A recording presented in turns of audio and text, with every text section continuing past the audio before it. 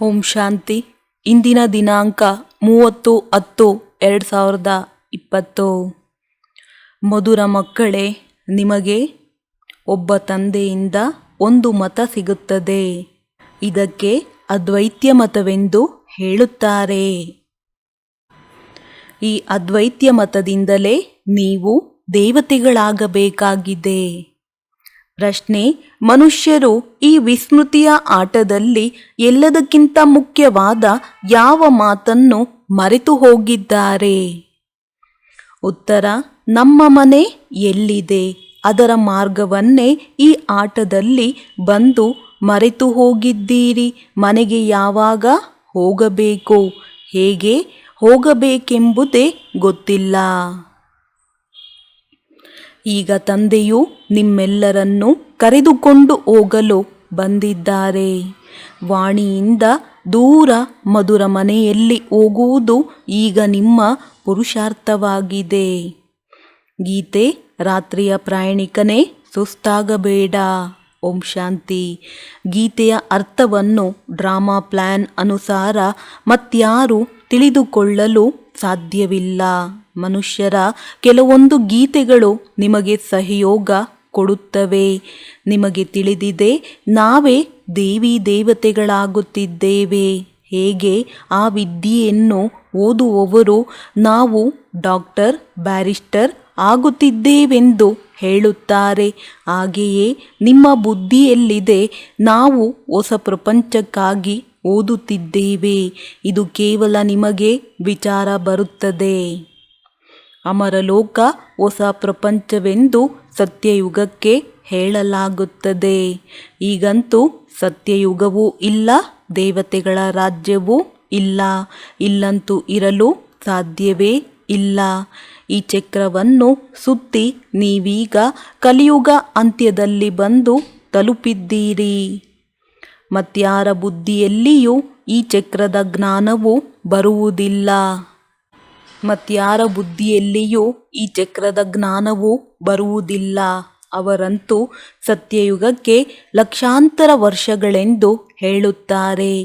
ನೀವು ಮಕ್ಕಳಿಗೆ ನಿಶ್ಚಯವಿದೆ, ಅವಶ್ಯವಾಗಿ ಇದು 5000 ವರ್ಷಗಳ ನಂತರ ಚಕ್ರವು ಸುತ್ತುತ್ತಿರುತ್ತದೆ. ಮನುಷ್ಯರು 84 ಜನ್ಮಗಳನ್ನೇ ತೆಗೆದುಕೊಳ್ಳುತ್ತಾರೆ. ಲೆಕ್ಕವಿದೆಯಲ್ಲವೇ?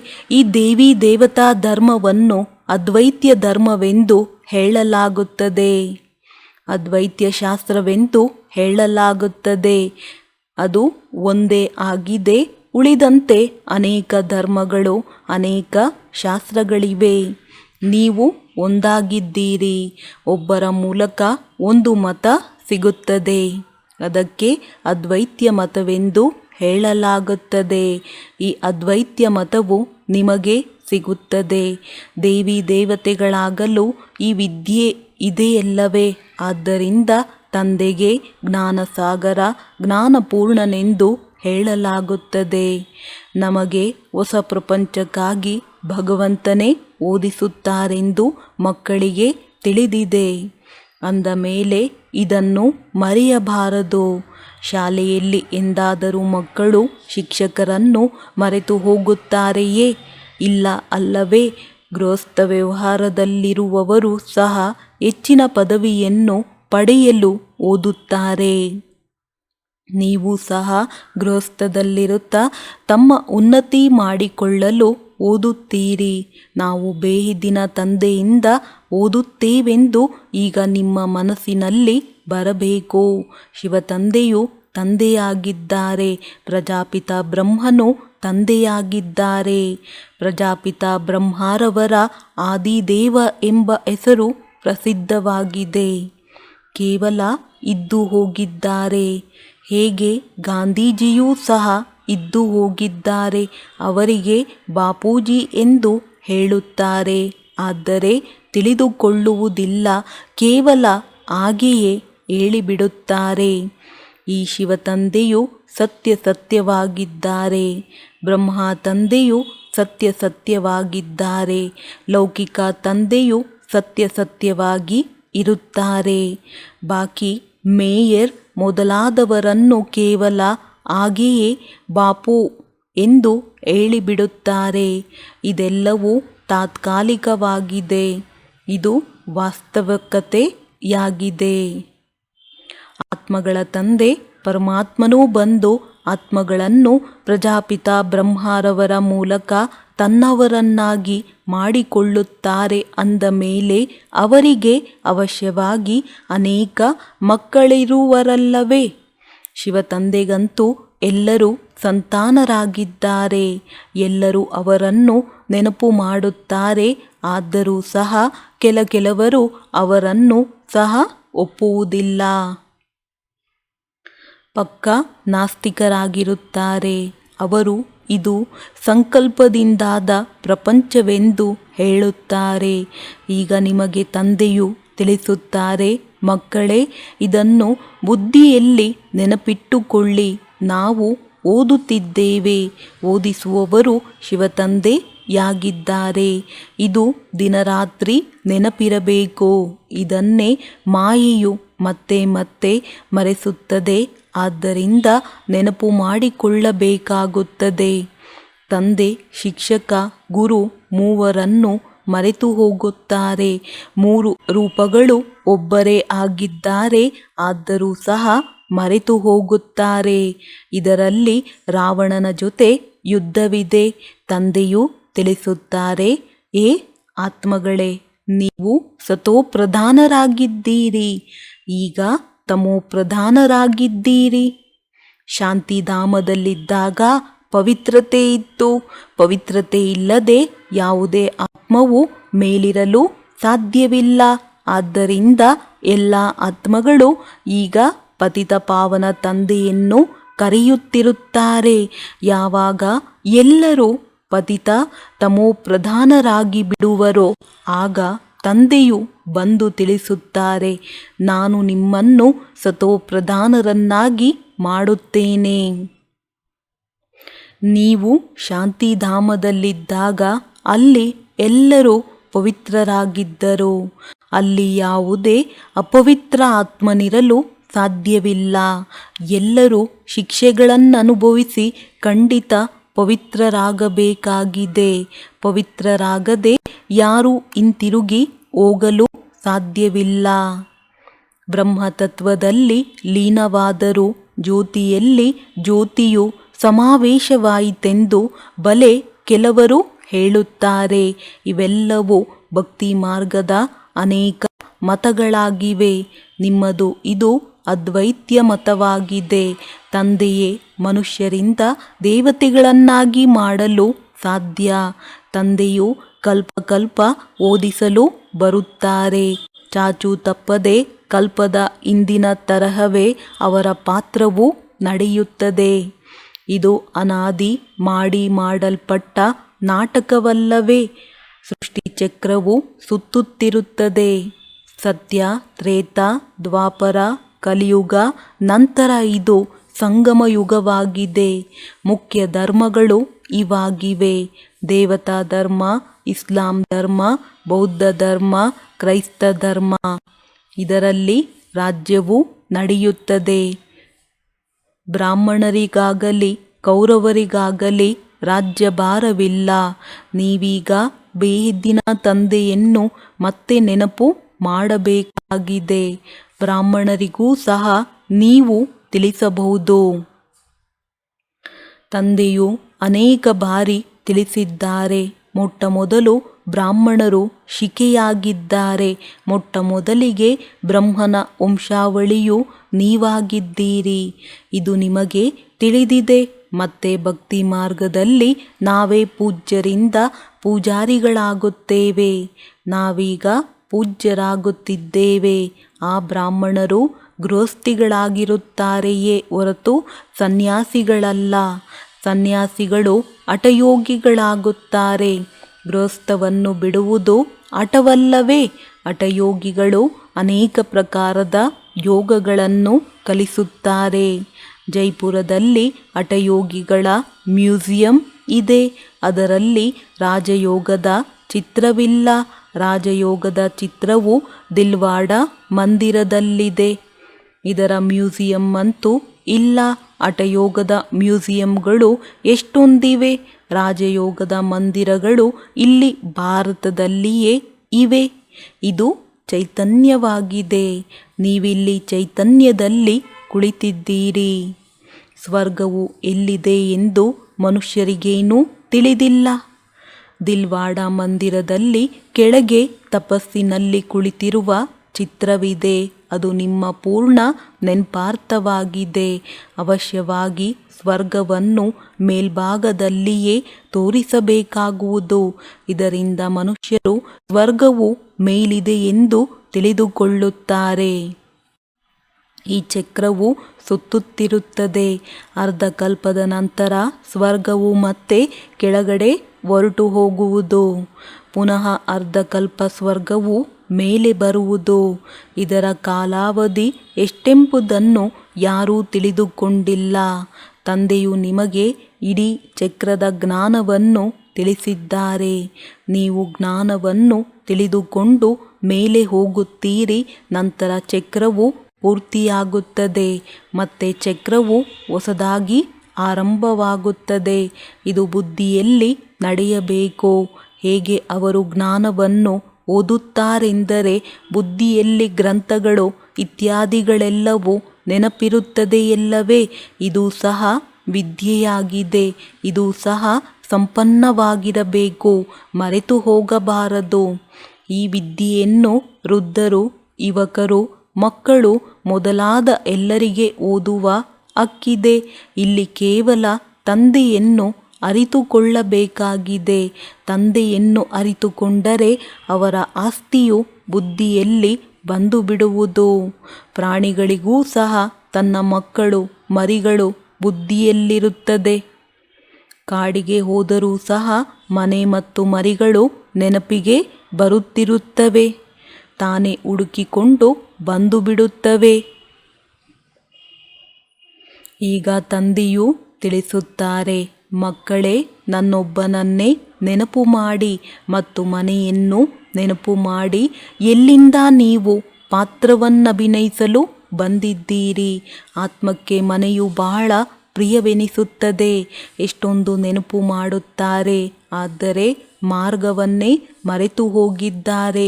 ನಿಮ್ಮ ಬುದ್ಧಿಯಲ್ಲಿದೆ, ನಾವು ಬಹಳ ದೂರವಿರುತ್ತೇವೆ. ಆದರೆ ಅಲ್ಲಿ ಹೋಗುವುದು ಹೇಗೆ? ನಾವು ಏಕೆ ಹೋಗಲು ಸಾಧ್ಯವಾಗುತ್ತಿಲ್ಲ? ಇದೇನು ತಿಳಿದಿಲ್ಲ. ಆದ್ದರಿಂದ ತಂದೆಯು ತಿಳಿಸುತ್ತಾರೆ, ಒಂದು ಚಕ್ರವ್ಯೂಹದ ಆಟವನ್ನು ರಚಿಸುತ್ತಾರೆ. ಯಾವ ಕಡೆಯಿಂದ ಹೋದರೂ ದಾರಿಯು ಮುಚ್ಚಿರುತ್ತದೆ. ನೀವು ಸಹ ತಿಳಿದುಕೊಂಡಿದ್ದೀರಿ. ಈ ಯುದ್ಧದ ನಂತರ ಸ್ವರ್ಗದ ಬಾಗಿಲು ತೆರೆಯುತ್ತದೆ. ಈ ಮೃತ್ಯು ಲೋಕದಿಂದ ಎಲ್ಲರೂ ಹೋಗುತ್ತಾರೆ.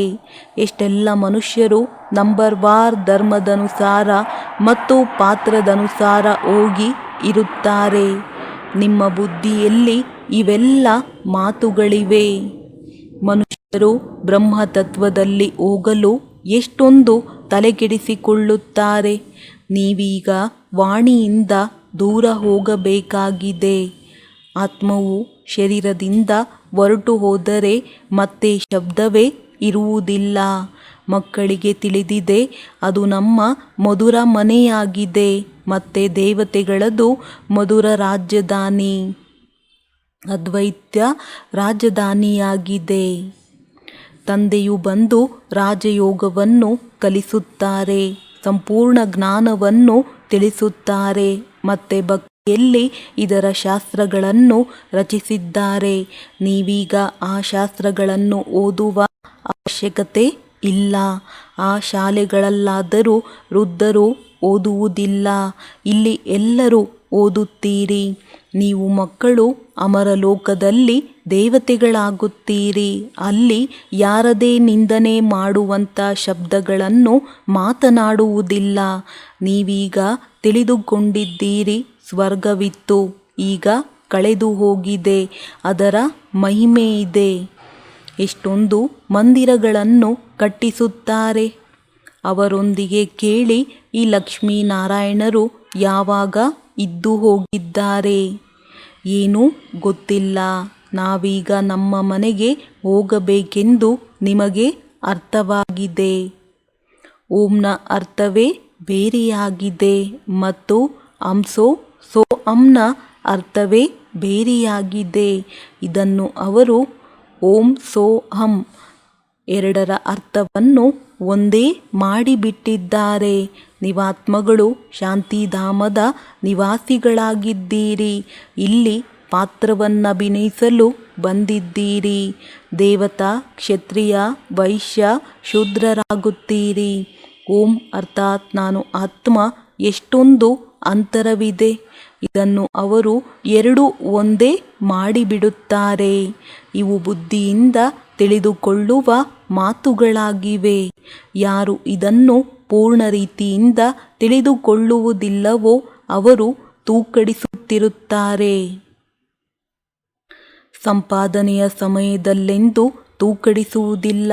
ಆ ಸಂಪಾದನೆಯು ಅಲ್ಪ ಸಮಯಕ್ಕಾಗಿದೆ. ಇದು ಅರ್ಧಕಲ್ಪಕ್ಕಾಗಿ ಸಂಪಾದನೆಯಾಗಿದೆ. ಆದರೆ ಬುದ್ಧಿಯು ಬೇರೆ ಕಡೆ ಅಲೆದಾಡುವುದರಿಂದ ಸುಸ್ತಾಗಿ ಬಿಡುತ್ತಾರೆ, ಆಕಳಿಸುತ್ತಾರೆ.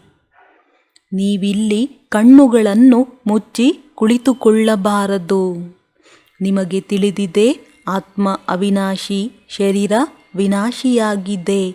ಕಲಿಯುಗಿ ನರಕವಾಸಿ ಮನುಷ್ಯರನ್ನು ನೋಡುವುದರಲ್ಲಿ ಮತ್ತು ನಿಮ್ಮನ್ನು ನೋಡುವುದರಲ್ಲಿಯೂ ರಾತ್ರಿ ಹಗಲಿನ ಅಂತರವಿದೆ.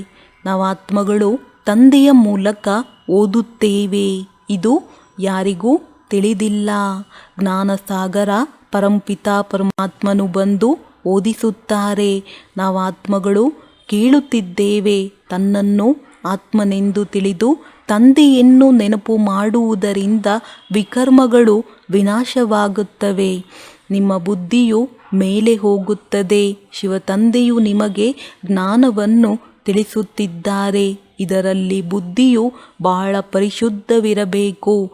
ಬುದ್ಧಿಯನ್ನು ಪರಿಶುದ್ಧ ಮಾಡಿಕೊಳ್ಳಲು ತಂದೆಯು ಯುಕ್ತಿಯನ್ನು ತಿಳಿಸುತ್ತಾರೆ. ತಮ್ಮನ್ನು ಆತ್ಮನೆಂದು ತಿಳಿಯುವುದರಿಂದ ತಂದೆಯ ನೆನಪು ಅವಶ್ಯವಾಗಿ ಬರುವುದು. ತಂದೆಯ ನೆನಪು ಬರಲಿ. ಅರ್ಧಕಲ್ಪದಿಂದ ತುಂಡಾಗಿರುವ ಸಂಬಂಧವು ಮತ್ತೆ ಜೋಡಿಸಲ್ಪಡಲಿ ಎಂದೇ ತಮ್ಮನ್ನು ಆತ್ಮನೆಂದು ತಿಳಿಯಬೇಕಾಗಿದೆ. ಸತ್ಯಯುಗದಲ್ಲಂತೂ ಸುಖದ ಪ್ರಾರಬ್ಧವೇ ಇರುತ್ತದೆ, ದುಃಖದ ಮಾತಿರುವುದಿಲ್ಲ. ಅದಕ್ಕೆ ಸ್ವರ್ಗವೆಂದು ಹೇಳುತ್ತಾರೆ. ಸ್ವರ್ಗದ ರಚಯಿತನೇ ಸ್ವರ್ಗದ ಮಾಲೀಕರನ್ನಾಗಿ ಮಾಡುತ್ತಾರೆ. ಇಂತಹ ತಂದೆಯನ್ನು ಮಕ್ಕಳು ಎಷ್ಟು ಮರೆತು ಹೋಗುತ್ತಾರೆ. ತಂದೆಯು ಬಂದು ಮಕ್ಕಳನ್ನು ದತ್ತು ಮಾಡಿಕೊಳ್ಳುತ್ತಾರೆ. ಮಾರ್ವಾಡಿ ಜನಾಂಗದವರು ಸಹ ಬಹಳ ದತ್ತು ಮಾಡಿಕೊಳ್ಳುತ್ತಾರೆ. ಆಗ ಅವರಿಗೆ ನಾನು ಸಾಹುಕಾರರ ಮಡಿಲಿಗೆ ಬಂದಿದ್ದೇನೆಂದು ಖುಷಿ ಇರುತ್ತದೆಯಲ್ಲವೇ. ಸಾಹುಕಾರರ ಮಗು ಬಡವರ ಬಳಿ ಎಂದೂ ಹೋಗುವುದಿಲ್ಲ. ಈ ಪ್ರಜಾಪಿತ ಬ್ರಹ್ಮನ ಮಕ್ಕಳಾಗಿದ್ದೀರೆಂದ ಮೇಲೆ ಅವಶ್ಯವಾಗಿ ಮುಖ ವಂಶಾವಳಿಯಾಗಿರಬೇಕಲ್ಲವೇ. ನೀವು ಬ್ರಾಹ್ಮಣರು ಮುಖ ವಂಶಾವಳಿಯಾಗಿದ್ದೀರಿ, ಅವರು ಕುಖ ವಂಶಾವಳಿಯಾಗಿದ್ದಾರೆ. ಇದರ ಅಂತರವನ್ನು ನೀವೇ ತಿಳಿದುಕೊಂಡಿದ್ದೀರಿ. ನೀವು ಇದನ್ನು ತಿಳಿಸಿದಾಗಲೇ ಅವರು ಮುಖ ವಂಶಾವಳಿಯಾಗುವರು. ಇದು ದತ್ತು ಮಾಡಿಕೊಳ್ಳುವುದಾಗಿದೆ. ಸ್ತ್ರೀಯನ್ನು ನನ್ನ ಸ್ತ್ರೀ ಎಂದು ತಿಳಿದುಕೊಳ್ಳುತ್ತಾರೆ ಅಂದಾಗ ಸ್ತ್ರೀ ಕುಖ ವಂಶಾವಳಿಯೋ ಅಥವಾ ಮುಖ ವಂಶಾವಳಿಯೋ? ಸ್ತ್ರೀ ಮುಖ ವಂಶಾವಳಿಯಾಗುತ್ತಾಳೆ. ಮತ್ತೆ ಅವರಿಗೆ ಮಕ್ಕಳಾದಾಗ ಅವರು ಕುಖ ವಂಶಾವಳಿಯಾಗುತ್ತಾರೆ. ತಂದೆಯು ತಿಳಿಸುತ್ತಾರೆ, ನೀವೆಲ್ಲರೂ ಮುಖ ವಂಶಾವಳಿಯಾಗಿದ್ದೀರಿ. ನನ್ನ ಜ್ಞಾನದಿಂದಲೇ ನನ್ನವರಾದರಲ್ಲವೇ ನನ್ನ ಮಕ್ಕಳಾಗಿದ್ದೀರಿ. ಇದನ್ನು ಹೇಳಿದೊಡನೆಯೇ ನಶೆ ಏರುತ್ತದೆ. ಅಂದಾಗ ನೀವೆಲ್ಲರೂ ಮುಖ ವಂಶಾವಳಿಯಾಗಿದ್ದೀರಿ. ಆತ್ಮಗಳು ಮುಖ ವಂಶಾವಳಿಯಾಗುವುದಿಲ್ಲ. ಆತ್ಮವು ಅನಾದಿ ಅವಿನಾಶಿಯಾಗಿದೆ. ಈ ಮನುಷ್ಯ ಸೃಷ್ಟಿಯು ಹೇಗೆ ಪರಿವರ್ತನೆಯಾಗುತ್ತದೆ ಎಂಬುದನ್ನು ನೀವು ತಿಳಿದುಕೊಂಡಿದ್ದೀರಿ. ನೀವು ಮಕ್ಕಳಿಗೆ ಬಹಳಷ್ಟು ಯುಕ್ತಿಗಳು ಸಿಗುತ್ತವೆ. ಆದರೂ ಸಹ ತಂದೆಯು ಹೇಳುತ್ತಾರೆ, ಏನಾದರೂ ಧಾರಣೆಯಾಗುತ್ತಿಲ್ಲ ಅಥವಾ ಹೇಳಲು ಬರುತ್ತಿಲ್ಲವೆಂದರೆ ಕೇವಲ ನೀವು ತಂದೆಯನ್ನು ನೆನಪು ಮಾಡುತ್ತಾ ಇರಿ. ಆಗ ಭಾಷಣ ಮಾಡುವವರಿಗಿಂತಲೂ ಶ್ರೇಷ್ಠ ಪದವಿಯನ್ನು ಪಡೆಯುತ್ತೀರಿ. ಭಾಷಣ ಮಾಡುವವರಾದರೂ ಬಿರುಗಾಳಿಯಲ್ಲಿ ಬೀಳುತ್ತಾರೆ. ಅವರು ಹಾಗೆ ಬೀಳದೆ ತಂದೆಯನ್ನು ನೆನಪು ಮಾಡುತ್ತಾ ಇದ್ದರೆ ಹೆಚ್ಚು ಪದವಿಯನ್ನು ಪಡೆಯಬಲ್ಲರು. ಎಲ್ಲರಿಗಿಂತ ಹೆಚ್ಚು ಯಾರು ವಿಕಾರದಲ್ಲಿ ಬೀಳುತ್ತಾರೆಯೋ ಅವರೇ 5ನೇ ಅಂತಸ್ತಿನಿಂದ ಬೀಳುವುದರಿಂದ ಮೂಳೆಗಳು ಪುಡಿಪುಡಿಯಾಗುತ್ತವೆ. 5ನೇ ಅಂತಸ್ತು ದೇಹಾಭಿಮಾನವಾಗಿದೆ. 4ನೆಯ ಅಂತಸ್ತು ಕಾಮವಿಕಾರವಾಗಿದೆ. ತಂದೆಯು ತಿಳಿಸುತ್ತಾರೆ, ಕಾಮ ಮಹಾ ಶತ್ರುವಾಗಿದೆ. ಬಾಬಾ ನಾನು ಬಿದ್ದು ಹೋದೆನೆಂದು ಹೇಳುತ್ತಾರೆ. ಕ್ರೋಧವು ಬಂದಾಗ ನಾವು ಬಿದ್ದು ಹೋದೆವೆಂದು ಹೇಳುವುದಿಲ್ಲ. ಮುಖ ಕಪ್ಪು ಮಾಡಿಕೊಳ್ಳುವುದರಿಂದ ಬಹಳ ದೊಡ್ಡ ಪೆಟ್ಟು ಬೀಳುತ್ತದೆ. ಅವರು ಅನ್ಯರಿಗೆ ಕಾಮ ಮಹಾಶತ್ರುವೆಂದು ಹೇಳಲು ಸಾಧ್ಯವಿಲ್ಲ. ತಂದೆಯು ಮತ್ತೆ ಮತ್ತೆ ತಿಳಿಸುತ್ತಾರೆ, ವಿಕಾರಿ ದೃಷ್ಟಿಯಿಂದ ಬಹಳ ಸಂಭಾಲನೆ ಮಾಡಿಕೊಳ್ಳಬೇಕಾಗಿದೆ. ಸತ್ಯಯುಗದಲ್ಲಿ ಸಂಭಾಲನೆ ಮಾಡುವ ಅವಶ್ಯಕತೆಯೇ ಇಲ್ಲ. ವಿಕಾರಿ ದೃಷ್ಟಿಯೇ ಇರುವುದಿಲ್ಲ. ನಿರ್ವಿಕಾರಿ ದೃಷ್ಟಿ ಇರುತ್ತದೆ. ಅದು ನಿರ್ವಿಕಾರಿ ರಾಜ್ಯವಾಗಿದೆ. ಈ ಸಮಯದಲ್ಲಿ ವಿಕಾರಿ ಪ್ರಪಂಚವಾಗಿದೆ. ಈಗ ನೀವಾತ್ಮಗಳಿಗೆ ನಿರ್ವಿಕಾರಿ ದೃಷ್ಟಿಯೂ ಸಿಗುತ್ತದೆ. ಇದು 21 ಜನ್ಮಗಳವರೆಗೆ ಕೆಲಸ ಮಾಡುತ್ತದೆ. ಅಲ್ಲಿ ಯಾರೂ ವಿಕಾರಿಗಳಾಗುವುದಿಲ್ಲ. ಈಗ ಮುಖ್ಯ ಮಾತನ್ನು ತಂದೆಯು ತಿಳಿಸುತ್ತಾರೆ. ತಂದೆಯನ್ನು ನೆನಪು ಮಾಡಿ ಮತ್ತು 84 ಜನ್ಮಗಳ ಚಕ್ರವನ್ನು ನೆನಪು ಮಾಡಿ. ಇದು ಸಹ ಆಶ್ಚರ್ಯದ ಮಾತಾಗಿದೆ. ಶ್ರೀನಾರಾಯಣನ ಆತ್ಮವೇ ಅಂತಿಮದಲ್ಲಿ ಬಂದು ಭಾಗ್ಯಶಾಲಿ ರಥವಾಗುತ್ತಾರೆ. ಅವರಲ್ಲಿ ತಂದೆಯ ಪ್ರವೇಶತೆಯಾಗುತ್ತದೆ. ಆಗ ಭಾಗ್ಯಶಾಲಿಯಾಗುತ್ತಾರೆ. ಬ್ರಹ್ಮನಿಂದ ವಿಷ್ಣು, ವಿಷ್ಣುವಿನಿಂದ ಬ್ರಹ್ಮ. ಈ 84 ಜನ್ಮಗಳ ಚರಿತ್ರೆಯು ನಿಮ್ಮ ಬುದ್ಧಿಯಲ್ಲಿರಬೇಕು. ಒಳ್ಳೆಯದು. ಮಧುರಾತಿ ಮಧುರ ಅಗಲಿ ಹೋಗಿ ಮರಳಿ ಸಿಕ್ಕಿರುವ ಮಕ್ಕಳ ಪ್ರತಿ ಮಾತ್ಪಿತಾ ಬಾಪ್ ದಾದಾರವರ ನೆನಪು, ಪ್ರೀತಿ ಹಾಗೂ ಸುಪ್ರಭಾತ. ಆತ್ಮಿಕ ಮಕ್ಕಳಿಗೆ ಆತ್ಮಿಕ ತಂದೆಯ ನಮಸ್ತೆ. ಧಾರಣೆಗಾಗಿ ಮುಖ್ಯ ಸಾರ. ತಂದೆಯ ನೆನಪಿನಿಂದ ಬುದ್ಧಿಯನ್ನು ಪರಿಶುದ್ಧ ಮಾಡಿಕೊಳ್ಳಬೇಕಾಗಿದೆ. ಬುದ್ಧಿಯು ವಿದ್ಯೆಯಿಂದ ಸದಾ ಸಂಪನ್ನವಾಗಿರಲಿ. ತಂದೆ ಮತ್ತು ಮನೆಯನ್ನು ಸದಾ ನೆನಪಿಟ್ಟುಕೊಳ್ಳಬೇಕು ಮತ್ತು ಅನ್ಯರಿಗೂ ನೆನಪು ತರಿಸಬೇಕಾಗಿದೆ. ಈ ಅಂತಿಮ ಜನ್ಮದಲ್ಲಿ ವಿಕಾರಿ ದೃಷ್ಟಿಯನ್ನು ಸಮಾಪ್ತಿ ಮಾಡಿಕೊಂಡು ನಿರ್ವಿಕಾರಿ ದೃಷ್ಟಿಯನ್ನಾಗಿ ಮಾಡಿಕೊಳ್ಳಬೇಕಾಗಿದೆ. ವಿಕಾರಿ ಕಣ್ಣುಗಳ ಮೇಲೆ ಬಹಳ ಗಮನವಿಡಬೇಕಾಗಿದೆ. ವರದಾನ: ನೆನಪು ಮತ್ತು ಸೇವೆಯ ಬ್ಯಾಲೆನ್ಸ್ ಮುಖಾಂತರ ಏರುವ ಕಲೆಯ ಅನುಭವ ಮಾಡುವ ರಾಜ್ಯ ಅಧಿಕಾರಿ ಭವ. ನೆನಪು ಮತ್ತು ಸೇವೆಯ ಬ್ಯಾಲೆನ್ಸ್ ಇದ್ದಲ್ಲಿ ಪ್ರತಿ ಹೆಜ್ಜೆಯಲ್ಲಿ ಏರುವ ಕಲೆಯ ಅನುಭವ ಮಾಡುತ್ತಿರುತ್ತಾರೆ. ಪ್ರತಿ ಸಂಕಲ್ಪದಲ್ಲಿ ಸೇವೆ ಇದ್ದಲ್ಲಿ ವ್ಯರ್ಥದಿಂದ ಬಿಡಿಸಿಕೊಳ್ಳುವಿರಿ. ಸೇವೆ ಜೀವನದ ಒಂದು ಅಂಗವಾಗಿ ಬಿಡುವುದು. ಹೇಗೆ ಶರೀರದಲ್ಲಿ ಎಲ್ಲ ಅಂಗಗಳು ಅವಶ್ಯಕ, ಹಾಗೆಯೇ ಬ್ರಾಹ್ಮಣ ಜೀವನದ ವಿಶೇಷ ಅಂಗ ಸೇವೆಯಾಗಿದೆ. ಬಹಳ ಸೇವೆಯ ಅವಕಾಶ ಸಿಗುವುದು, ಸ್ಥಾನ ಸಿಗುವುದು, ಸಂಘ ಸಿಗುವುದು ಇದು ಸಹ ಭಾಗ್ಯದ ನಿಶಾನಿಯಾಗಿದೆ. ಈ ರೀತಿಯ ಸೇವೆಯ ಗೋಲ್ಡನ್ ಚಾನ್ಸ್ ತೆಗೆದುಕೊಳ್ಳುವವರೇ ರಾಜ್ಯ ಅಧಿಕಾರಿಗಳಾಗುತ್ತಾರೆ.